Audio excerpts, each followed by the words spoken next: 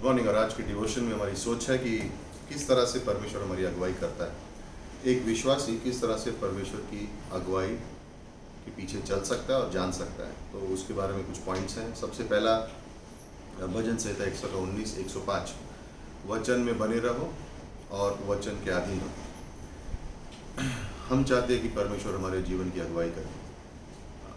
किससे शादी करनी है, कहाँ पर नौकरी करनी है, परिवार को किस तरह से बड़ा करना है, किस तरह से सिखाना है, कौन से कलीसिया जाना चाहिए, किस तरह से हम जानेंगे। फर्स्ट, वचन के अधीन बने रहना है, वचन में बने रहना है, वचन के अधीन बना रहना है। परमेश्वर का वचन भजन संहिता 119 105 में कहता है कि परमेश्वर का वचन जो है मेरे मार्ग के लिए, दो चीज़ें वहाँ पे लिखी हैं, एक रोशनी है और एक ज्योति है। मतलब रोज़मर्रा के जीवन के लिए और आने वाले जीवन के लिए परमेश्वर का वचन मुझे मार्ग दिखाएगा। दूसरा, एफिशियंस के 5:18 में पवित्र आत्मा की भरपाई, पवित्र आत्मा से परिपूर्ण होना है।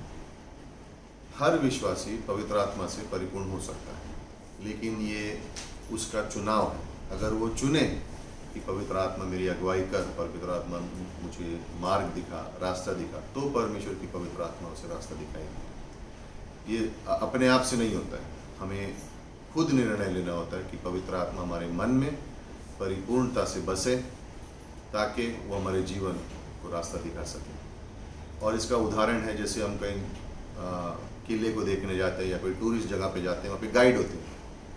हमें उस जगह के बारे में मालूम नहीं, लेकिन गाइड को सब कुछ पता होता है। तो वो गाइड हमें उस स्थानों पे ले जाता है जहाँ पे हमें कुछ नहीं मालूम, और फिर उसका इतिहास बताएगा, वहाँ से रास्ता कहाँ जा रहा है। उसी तरीके से पवित्र आत्मा हमारा गाइड है।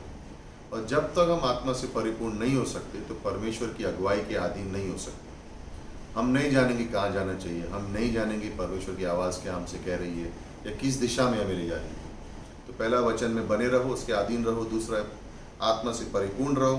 तीसरा है कलीसिया में, संगति में बने रहो।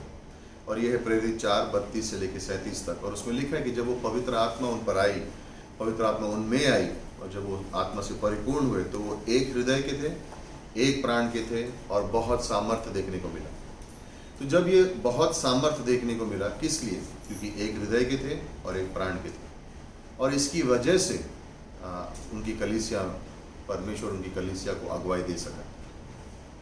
तीसरी चीज़ से हमने कहा, कलीसिया में इन्वॉल्व रहो, कलीसिया से दूर नहीं रहना, कलीसिया में बने रहना है। अपने संसार में अपना जीवन जी रहा हूँ, अपने आप से जी रहा हूँ, नहीं चलेगा। परमेश्वर कहाँ ले जा रहा है पता भी नहीं चलेगा, और हम अपनी दिशा में अपनी सोच के अनुसार चलते रहेंगे। चौथी चीज़ है करुणा। गलतियाँ होंगी, लेकिन परमेश्वर पवित्र आत्मा के सामने जाके हमें अंगीकार करना है, माफ़ी मांगनी है। पहला यूहन्ना 1:9 में लिखा है कि जब हम क्षमा मांगते हैं तो परमेश्वर विश्वास योग्य है, वो हमें माफ़ करता है। अगर कोई पाप में जी रहे हैं तो परमेश्वर की आवाज़ सुन नहीं सकते, और फिर परमेश्वर हमारी अगुवाई कर नहीं सकता। हम परमेश्वर के पीछे चल नहीं पाएंगे क्योंकि उसकी हम आवाज़ नहीं सुन पा रहे। इसलिए ज़रूरी है कि हम आत्मा से परिपूर्ण हों और करुणा हम जानें। अगर पाप किया है, कोई गुनाह किया है, तो उसका अंगीकार करो और आत्मा के अधीन होकर चलो। पांचवी चीज़, प्रार्थना में बने रहो। क्या प्रार्थना करनी है? परमेश्वर मेरी अगुवाई कर, परमेश्वर मेरी अगुवाई कर। पहले थेसलोनिय 5:17 में लिखा है, हमेशा प्रार्थना में बने रहो। प्रार्थना में बने रहने का मतलब क्या है? चाहे चीज़ छोटी हो या बड़ी हो, चाहे ऊंची हो नीची हो, समझ आ रही हो नहीं आ रही हो, परमेश्वर मेरी अगुवाई करो। मैं नहीं जानता किन बातों को, ये निर्णय मेरे जीवन में क्या लेना है मुझे नहीं मालूम। प्रार्थना करो, चाहे वो कितनी भी छोटी डिसीजन क्यों ना हो, छोटा निर्णय क्यों ना हो, लेकिन प्रार्थना में बने रहो।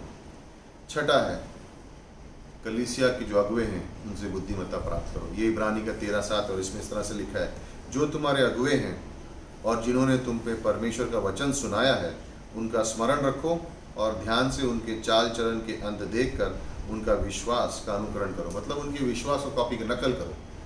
लेकिन क्या लिखा उन्होंने? जिन्होंने तुम्हें वचन सिखाया। यानी अगर कोई परिस्थिति आती है जब आपको पता नहीं है कि मुझे आगे क्या करना चाहिए, तो अपने अगुओं के पास जाके पूछना और उनसे बुद्धिमत्ता मांगना बुरी बात नहीं। इसमें प्रार्थना के बाद एक साथ मिलकर परमेश्वर की अगुवाई क्या है, परमेश्वर का वचन क्या है, वो हमें बता सकता है, वो हमें सिखा सकता है। अगुए हमारी मदद कर सकते हैं कि किस तरह से हमें अगला कदम लेना चाहिए परमेश्वर की आवाज़ सुनकर उनके अनुभव के अनुसार। और 7वां भजन संहिता 27:4 हमारे मन में इच्छा होनी चाहिए कि परमेश्वर हमारी अगुवाई करे। दाऊद लिखता है भजन संहिता 27:4 में कि एक ही इच्छा है कि परमेश्वर के भवन में बना रहो। उसकी इच्छा है, इसलिए परमेश्वर के संग। अगर हमारी इच्छा होगी कि परमेश्वर के संग अगुवाई में बने रहना है, परमेश्वर हमारी अगुवाई करे, तो परमेश्वर हमारी अगुवाई करेगा। अगर हमारा मकसद ही नहीं है, हमारी मन ही नहीं है अगुवाई होने का परमेश्वर का, तो हमारी अगुवाई नहीं करेगा।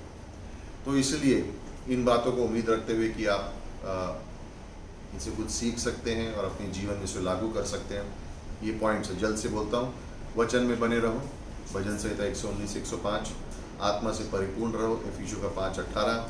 कलीसिया के जीवन में बने रहो, कलीसिया में मदद इन्वॉल्व रहो, अपने धुन में नहीं। ये प्रेरित 4:32-37 है। करुणा, पापों को क्षमा मांगनी है, पहले यूहन्ना 1:9। प्रार्थना में बने रहना है, पहले थिस्सलुनीके 5:17। अगुओं से बुद्धिमत्ता पाना, इब्रानी 13:7। और एक इच्छा की परमेश्वर की और एक मकसद की परमेश्वर मेरी अगुवाई करे, भजन संहिता 27:4। सो उम्मीद करते हैं कि इससे आप कुछ सीखे हैं और आने वाले दिनों में आप इसका इस्तेमाल करके अपने जीवन में इसे लागू कर सकते हैं। आमीन।